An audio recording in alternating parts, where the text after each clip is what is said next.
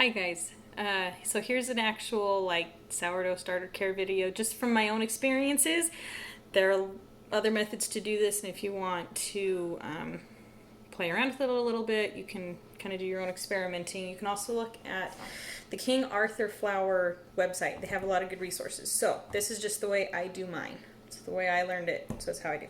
So right now, I will see if I can show you my starter. It is... Oh, I'm going to spill it. It's been out of the fridge overnight. I keep mine in the fridge.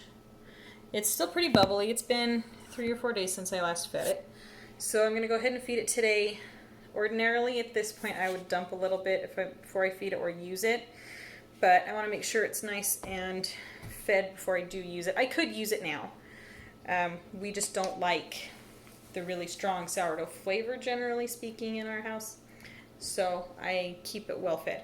So I do equal parts by weight, flour and water. You can use whatever flour you have. I do sometimes use my whole wheat flour in this. And the water, ideally you'd have it a little bit on the warm side, not too much, but cool water works fine as well. Just make sure you let it sit out for a while so that it can vigorously rise, I guess, for a little while. At least that's how I do it. I don't know if that matters or not. You might be able to chuck it back in the fridge. So I do about 2 ounces each, flour and water. If you're not going by weight and only going by volume, that is about a 1/4 cup of flour and about 2 or 3 tablespoons of water. Let's see if I can do this now. No, maybe I shouldn't do. Or maybe that's closer to 1/2 cup. Okay, that was actually... Okay, I don't know mine. So anyway, 2 parts flour, 1 part water, if you're going by volume. But you don't want to do a lot at a time so it doesn't get out of hand.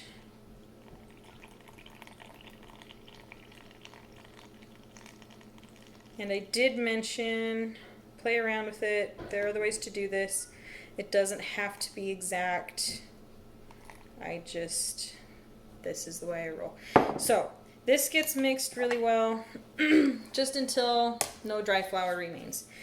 Now, if you are starting from scratch, you do this exactly the same. It's always going to be the same equal parts by weight, flour and water, or about 2 parts flour to 1 part water by volume every single time. So you'll want to start out with that, just a little bit, in a bowl or a container, and then stir it really well, cover it, let it sit at room temperature. You don't want to put it in the fridge at this point if you're just starting from scratch.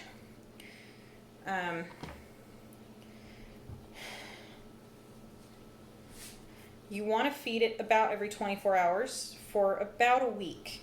You'll want to give it the same amount every time. You'll need to toss a little bit, like just dump some down the sink. What I've seen is you take half of it and you dump half of it. I don't know that I've ever actually done just half. You can play around with how much you want to keep, how much you want to toss. But yeah, when you're just starting out, you don't need to keep it unless you want to make a whole ton of starters and then share them with everybody else. So you'll want to feed it about every 24 hours for about a week. It's going to smell funky and weird and nasty, and you might get some separation where you'll see some black water on the top. Don't worry about that. You can mix it back in or you can dump it out. It's not a big deal. Give it time. Trust it. It's going to be nasty at first, but eventually at about a week, sometimes it'll take a little bit longer.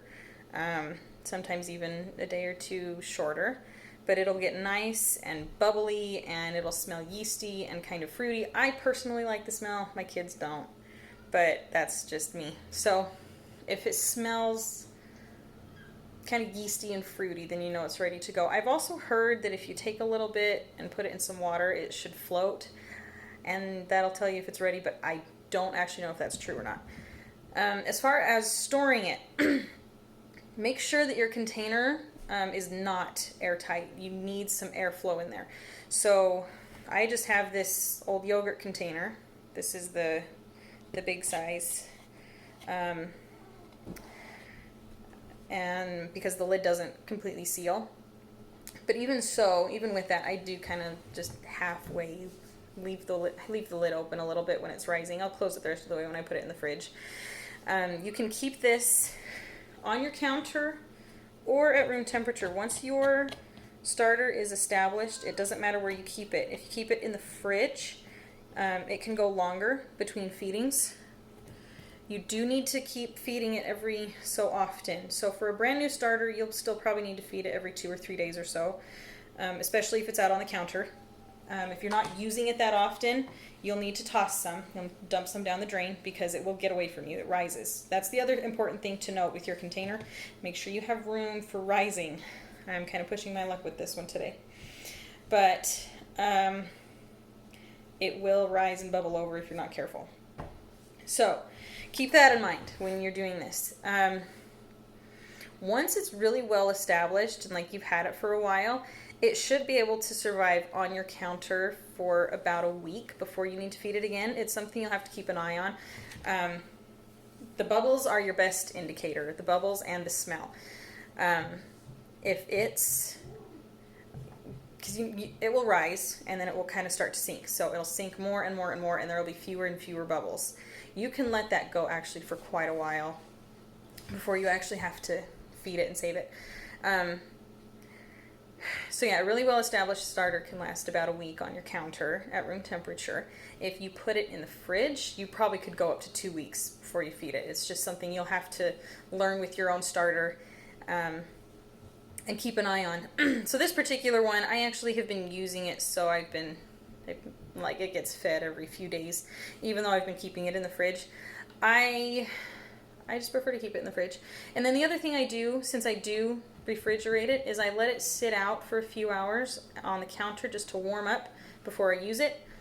And then, or before I feed it, if I'm going to feed it, I let it sit out and warm up before I feed it, just because it's a little easier to mix it in. When it's cold, it will be stiffer and a little harder to mix. When it warms up, it kind of liquefies a little bit more. Was there something else? So yeah, I think that was it. If you feel bad about dumping your starter and throwing it away, there are recipes on the King Arthur Flour website that use the discard, is what they call it, discard sourdough recipes. Most of them are not necessarily true sourdough. They use a little extra baking powder or some extra yeast, which they're still good.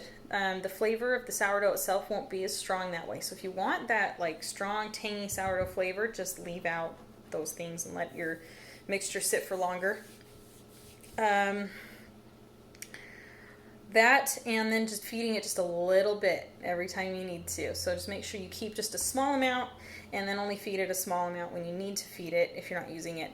If you are using it on a regular basis, you can get away with without tossing it for the most part. I think I've only had to dump some of this once so far, and I've been using it for a few weeks now. Guess we'll see how it goes. I tend to go on a sourdough kick and then quit for a while, so we'll see. But yeah, if you have any more questions, you can ask me. I'll do my best to answer them. Or you can go visit the King Arthur Flour website and look up their sourdough stuff there. It's a good resource to go check out.